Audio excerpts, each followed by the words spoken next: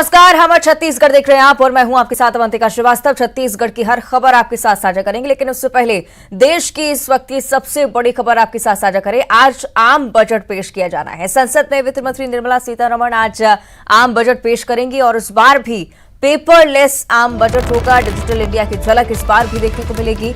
मोदी सरकार का दूसरा कार्यकाल और आखिरी पूर्णकालिक बजट जो कि आज संसद में पेश किया जाएगा। बेहद ही खास दिन आज पूरे भारत के लिए, क्योंकि सभी की निगाहें आज वित्त मंत्री निर्मला सीतारमण पर टिकी रहेंगी। क्या नई चीजें इस बजट में शामिल की जाती हैं, कितना फायदा इससे आम जनता को मिलता है, इन उम्मीदों के साथ ही आज आम बजट के लिए सभी लोग पूरी तरह से तैयार। संसद में वित्त मंत्री निर्मला सीतारमण ये बजट पेश करेंगे और खास बात यह है कि इस बार भी पेपरलेस बजट ही पेश होगा। जैसे पिछली बार डिजिटली बजट पेश किया गया था, इस बार भी उसी तरह की पहल।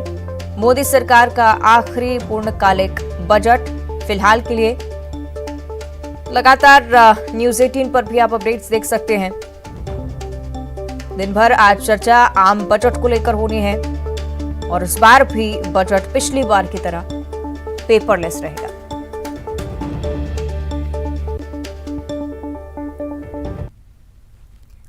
तो नए साल में केंद्रीय बजट का वक्त आ चला है और मोदी सरकार के दूसरे कार्यकाल के अंतिम पूर्ण बजट को लेकर जहां सरकार की तरफ से तैयारी पूरी है, वहीं आम लोगों की भी वित्त मंत्री निर्मला सीतारमण से उम्मीदें बढ़ती जा रही हैं। कोरोना से आजादी अमृतकाल के इस बजट को लेकर प्रधानमंत्री नरेंद्र मोदी भी उम्मीद जता चुके हैं। तो कैसा होगा निर्मला सीतारमण का 5वां बजट और बजट 2023 से क्या है आम लोगों की उम्मीदें, रिपोर्ट देखिए।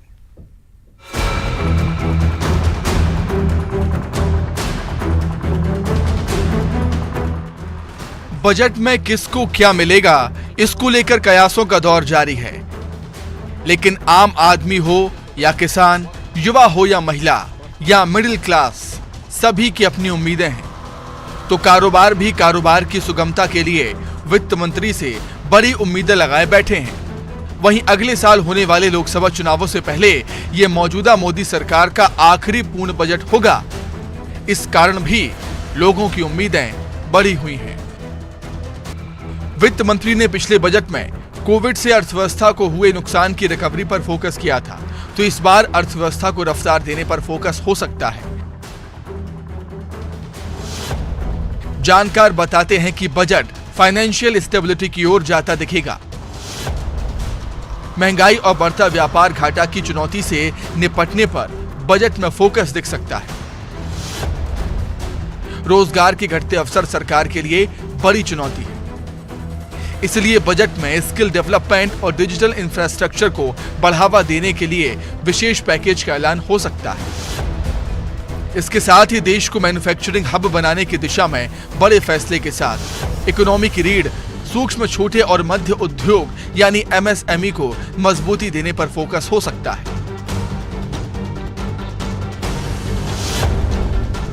कोरोना से आहत कारोबारियों को पिछले बजट में काफी राहत मिली, तो इस बार मिडिल क्लास सरकार से वैसी ही बड़ी उम्मीदें लगाए बैठा है। माना जा रहा है कि सरकार इस बार के बजट 2023-24 में इनकम टैक्स स्लैब में बदलाव कर सकती है। इस बार 2.5 लाख की लिमिट को 5 लाख किया जा सकता है।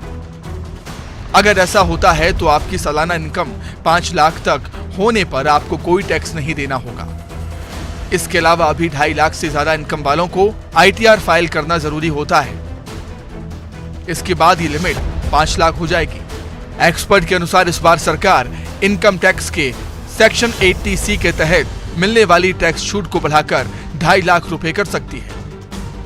इसके अलावा हेल्थ इंश्योरेंस प्रीमियम पर छूट 25,000 से बढ़ाकर 50,000 की जा सकती है। सेक्शन 80D के तहत हेल्थ इंश्योरेंस के लिए चुकाए गए प्रीमियम पर मिलने वाली टैक्स छूट को भी सरकार बढ़ा सकती है। इसके तहत मिलने वाली छूट को दोगुना किया जा सकता है।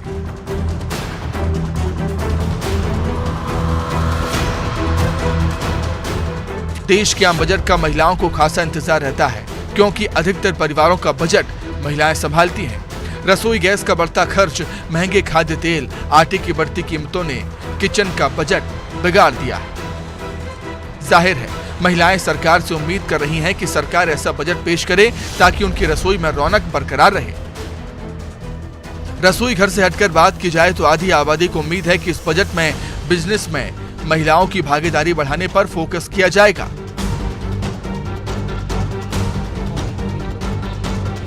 युवाओं को उम्मीद है कि सरकार बेरोजगारी से पार पाने के ठोस उपाय करेगी, जिससे आने वाले समय में युवाओं को रोजगार के बेहतर मौके मिल सके। इसके अलावा न्यूनतम वेतन को लेकर भी सरकार से युवाओं ने उम्मीदें पाल रखी हैं।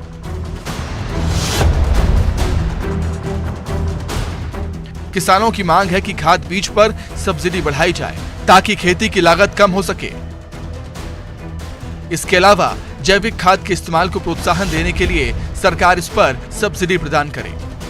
इसके अलावा सिंचाई के लिए सस्ती दर पर पर्याप्त बिजली की व्यवस्था हो, जिससे डीजल पर निर्भरता कम हो। उम्मीद है कि बजट में किसानों पर खासकर करीब 11 करोड़ छोटे किसानों को सरकार प्राथमिकता देगी। Bureau report, news 18 Madhya Pradesh. और उधर कवर्धा पहुंचे मंत्री मोहम्मद अकबर ने आज पेश होने वाले केंद्रीय बजट पर बयान दिया है। उन्होंने कहा है कि इस बार भी उन्हें केंद्रीय बजट से कोई खास उम्मीद नहीं है। जब तक किसानों की आय दोगुनी ना हो, 2 करोड़ लोगों को रोजगार ना मिले, तब तक बजट से कोई लाभ नहीं होने वाला।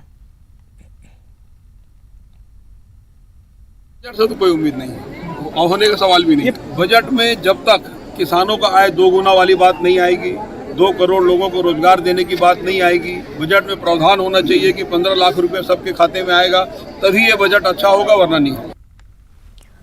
तो आम बजट को लेकर राजधानी रायपुर की महिलाओं की क्या मांग है, वित्त मंत्री निर्मला सीतारमण से उनकी क्या कुछ उम्मीदें हैं, इस मुद्दे पर न्यूज़ 18 की टीम ने राजधानी रायपुर की महिलाओं से चर्चा की। आप भी सुनिए। तो बजट 2023 को लेकर आपकी क्या क्या उम्मीदें हैं? जैसा कि आप सभी जानते ही हैं कि आने वाले दिनों में महंगाई दिन ब दिन बढ़ते जा रही है, तो हम सब यही चाहेंगे कि सरकार उस चीज़ों पे ध्यान दे। जैसे कि रसोई गैसों की मूल्यों पर लगातार वृद्धि हो रही है, सब्जियों के दाम बढ़ गए हैं, कॉस्मेटिक सामानों के मूल्यों में भी वृद्धि हो रही है, एजुकेशन जो सिस्टम है उसमें भी मूल्यों में बढ़ोतरी हुई है। तो सरकार से यही चाहेंगे कि वो मतलब बजट पर इतना ध्यान दे कि सामान्य वर्ग के लोगों पर इसका असर बुरा ना पड़े। हर साल महंगाई जो बढ़ रही है उसके कारण हमारे घर का बजट भी बिगड़ जाता है। उस जहां हम पहले 5,000 4,000 में हमारा जो हो जाता था महीने का, जो अब वो 6 से 7 हज़ार रुपये जाता है, क्योंकि इनकम उतनी ही है और खर्चे ज़्यादा हो गए हैं। तो हमारा बजट बिगड़ा हुआ है पूरी तरह से। हम चाहते हैं कि इन सब चीज़ों के दाम, घरेलू सामानों के दाम वो कम करें, अनाज के दाम कम करें। इसके कारण हमारा बजट थोड़ा लिमिट में हो और हम मैनेज कर सकें। हाँ, मैं चाहती हूँ कि जो टैक्स लग रहा है, जो जीएसटी है, तो जीएसटी 5%, 10%, 12%, 18% जो जीएसटी आ रहा है उसका स्लैब 1 कर देना चाहिए। एक्चुअली ये बेसिक नीड्स के अलावा मुझे लगता है, मेरे पर्सनली मैं सोचती हूँ कि सबसे ज़्यादा कंसंट्रेट बजट पर करना चाहिए मेडिकल फैसिलिटी पर, क्योंकि नॉर्मली आज का मेडिकल फैसिलिटी इतना हाई हो चुका है कि जो नॉर्मल वर्ग के लोग होते हैं उनको एफर्ड नहीं कर पाते हो। राशन, घरेलू सामान, एजुकेशन, हेल्थ की भी अगर हम बात करते हैं तो इसके अलावा भी और भी तमाम चीज़ें हैं जिन पर महिलाएं चाहती है कि इस बजट पर सरकार को विशेष ध्यान देना चाहिए। कैमरामैन रोहित के साथ तनु वर्मा, न्यूज़ 18 छत्तीसगढ़, रायपुर। तो आज पेश होने वाले आम बजट को लेकर प्रदेश के आम लोग क्या सोचते हैं, ये भी आपको सुनाते हैं। देखिए, मैं समझता हूँ केंद्र सरकार का जो बजट है उससे सिर्फ कारोबारी को नहीं, आम जनता को उम्मीद रहती है। हम लोग समझते हैं कि इस बार इनकम टैक्स का जो स्लैब है वो बढ़ेगा, और मैं देखता हूँ जब भी स्लैब बढ़ता है तो लोग ईमानदारी से टैक्स का भुगतान करते हैं।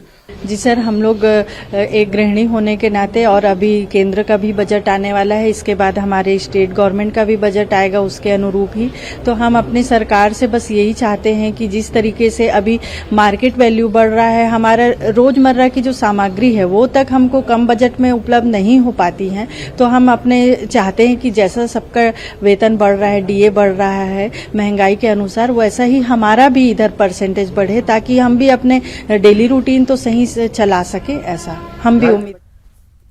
चलिए, और ज्यादा चर्चा इस पर हम करेंगे। सहयोगी युगल हमारे साथ लाइव जुड़ रहे हैं, उनका रुख करेंगे।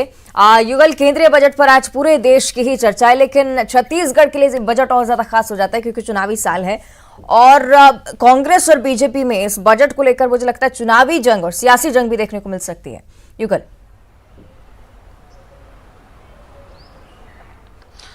जी अवंतिका, देखिए जो केंद्रीय बजट को लेकर के आम जनता से लेकर के सभी जो विशेषज्ञ हैं और साथ ही साथ राजनीतिक दल हैं वो सबकी निगाहें हैं और सब उम्मीद लगाए हुए हैं कि छत्तीसगढ़ को एक विशेष पैकेज मिलेगा, विशेष बजट मिलेगा। अगर हम व्यापारियों की बात करें तो जिस तरह से व्यापारी लगातार मांग कर रहे हैं कि जो टैक्स अलग अलग लगाए जाते हैं उसके जो स्लैब हैं वो समानता होनी चाहिए, एक होनी चाहिए। गृहिणी बार बार यही मांग करती हैं क्योंकि जायका बिगड़ रहा है, महंगाई के चलते घरों पर जो आर्थिक बोझ है वो बढ़ रहा है। स्टूडेंट है, शिक्षा के क्षेत्र में वो चाहते हैं कि जो शिक्षकी व्यवस्था है, जो एजुकेशन है वो सस्ता होना चाहिए। युवा जो हैं, जो बेरोजगार हैं, वो चाहते हैं कि अच्छा रोजगार हो, रोजगार के जो साधन है वो खुले, और कर्मचारी है वो चाहते हैं कि टैक्स में जो छूट है, जो सीमा है वो बढ़ाई जाए। तो अलग अलग मांगे हैं, लेकिन इस बीच अगर हम राजनीतिक परिदृश्य से देखें तो लगातार जो है राज्य सरकार कह रही है, कांग्रेस का कहना है कि जो राज्य के जो तमाम जो पैसे बकाया है केंद्र में वो राशि है छत्तीसगढ़ को देना चाहिए, चाहे वो कोयला से लेकर के तमाम जो लंबित राशि है उसका भुगतान होना चाहिए। साथ ही साथ जो विशेष पैकेज की बात है वो कही जा रही है। और वही बीजेपी काफी आशान्वित है कि पिछले बजट की जैसे ही इस साल भी बजट होगा तो ये कहा जा सकता है कि उम्मीदें सब पे हैं। अब देखना ही होगा जब बजट पेश होगा, केंद्रीय बजट, तो किस तरह से जो लोगों की उम्मीदों पर जो है वो खरा उतर पाते हैं। जी ठीक है युगल, आप बने रहेगा हमारे साथ, आगे भी आपसे चर्चा करेंगे। देखना होगा क्या कुछ इस बजट में उम्मीदों के मुताबिक होता है। खैर आगे बढ़ते बात करेंगे रायपुर की, जहां मुख्यमंत्री भूपेश बघेल आज मंत्रियों से 1-to-1 चर्चा करने वाले हैं। आज 4 मंत्रियों को लेकर ये चर्चा होने वाली है, उनके विभागों को लेकर समीक्षा करेंगे सीएम। राज्य के बजट को लेकर मुख्यमंत्री भूपेश बघेल बैठक लेंगे। मंत्री साहू सिंहदेव और शिव डहरिया, प्रेमसाय सिंह टेकाम इस चर्चा में शामिल रहने वाले हैं। मुख्यमंत्री निवास पर बजट को लेकर विस्तार से चर्चा होनी है।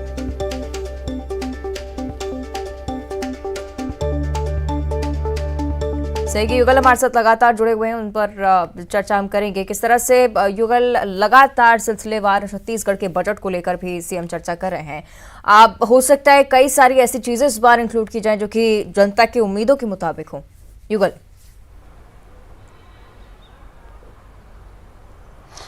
जी देखिए अवंतिया, केंद्रीय बजट के बाद छत्तीसगढ़ का भी बजट पेश होगा। अब उसमें जो कैबिनेट मंत्री हैं, तमाम कैबिनेट मंत्री से 1-to-1 मुख्यमंत्री भूपेश बघेल चर्चा कर रहे हैं। जाहिर तौर पर कहा जा सकता है कि बजट के पूर्व की राज्य सरकार की तैयारी है। वो चाहते हैं किसान के लिए, युवाओं के लिए और तमाम जो वर्ग हैं उन सभी के लिए, व्यापारियों के लिए जब ये बजट पेश किया जाएगा छत्तीसगढ़ को तो उसमें सभी का ख्याल रखा जाए। और चूंकि 2023 में चुनाव भी होना है तो ये भी कहा जा सकता है कि सभी को साधने की जो रणनीति है उसके तहत जो बजट में किस तरह से चर्चा होगी, क्या बजट में रखा जा सकता है, क्या महत्वपूर्ण है छत्तीसगढ़ के जो उत्तरोत्तर विकास के लिए।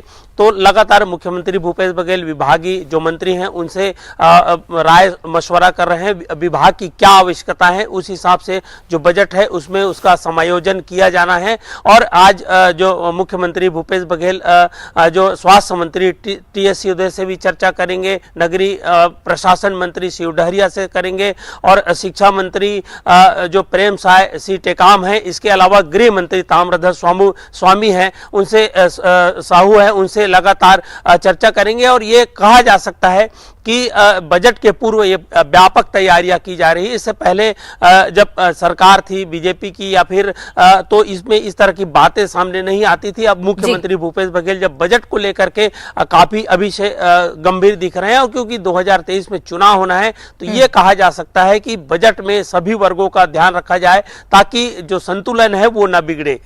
चलिए देखना होगा कितना असर इस चर्चा का होता है। बने रहेगा हमारे साथ युगल, आगे भी आपसे चर्चा करने वाले हैं। और रायपुर से एक और बड़ी खबर है, नगर पंचायतों के भूमिहीनों को सरकार एक बड़ी सौगात देने वाली है। नगर पंचायतों के भूमिहीन को 6,000 रुपए सालाना दिए जाएंगे। राजीव गांधी भूमिहीन खेतिहार न्याय योजना का ये विस्तार, योजना में अब नगर पंचायतों को भी शामिल करने की तैयारी है। 5,000 से ज्यादा आबादी वाले नगर पंचायत इसमें शामिल किए जाएंगे। युगल हमारे साथ लगातार जुड़े हुए हैं। युगल, किस तरह से इस योजना का विस्तार होगा, क्या कुछ प्रावधान अब आगे होंगे?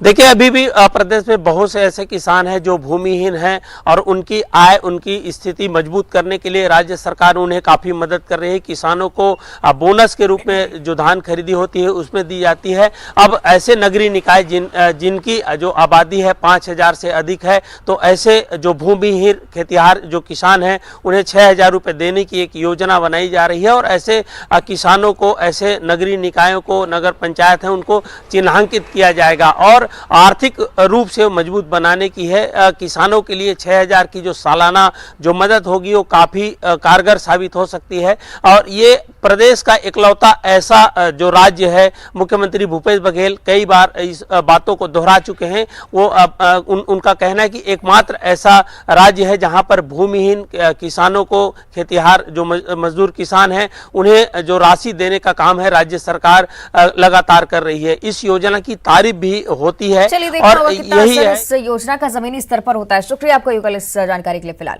और अब बात करेंगे सीएम भूपेश बघेल के श्रीनगर दौरे से रायपुर वापस लौट आए हैं सीएम। रायपुर पहुंचने पर सीएम भूपेश बघेल ने भारत जोड़ो यात्रा को लेकर बयान दिया। उन्होंने राहुल गांधी की भारत जोड़ो यात्रा को सफल बताया। सीएम ने कहा कि राहुल गांधी ने असंभव को संभव कर दिखाया। कन्याकुमारी से लेकर कश्मीर तक एक असंभव सा काम जो सब लोग सोच रहे थे कर पाएंगे नहीं कर पाएंगे, जिस दिन घोषणा हुई थी और जब पद यात्रा शुरू की तब से ये चर्चाएं थी और जैसे जैसे उनकी पद यात्रा आगे बढ़ती गई, लोग उससे जुड़ते गए। किसान, मजदूर, महिलाएं, बुजुर्ग, युवा, बच्चे, सारे लोग जुड़े, सभी वर्ग के लोग उससे जुड़ते गए और भारत जोड़ो यात्रा का समापन कश्मीर में कैसे होगा, लेकिन उन्होंने वो भी कार्य कर दिखाया और जाके वहाँ झंडा भी फहराया लाल चौक में। जब हम लोग 7 सितंबर को निकले तब बादल भी था, हल्की बारिश हो रही थी और जब यहाँ पहुँचे तो जम के बर्फबारी हुई और बर्फबारी में भी राहुल जी का भाषण हुआ। सब लोग थे, सारे दल के लोग थे। और अब रायपुर से एक और बड़ी जानकारी। बीजेपी अल्पसंख्यक मोर्चा की बैठक होने वाली है। आज और कल ये बैठकें होनी है। मिशन 2023 पर बैठक में मंथन। अल्पसंख्यक मोर्चा के राष्ट्रीय अध्यक्ष जमाल सिद्दीकी भी इस बैठक में मौजूद रहेंगे। अल्पसंख्यकों पर अब बीजेपी लगातार फोकस कर रही है।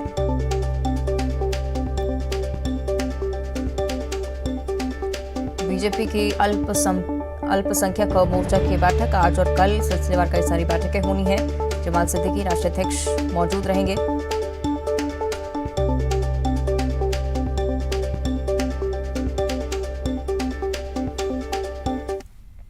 और अब देखिए 25 सेकंड में खबर।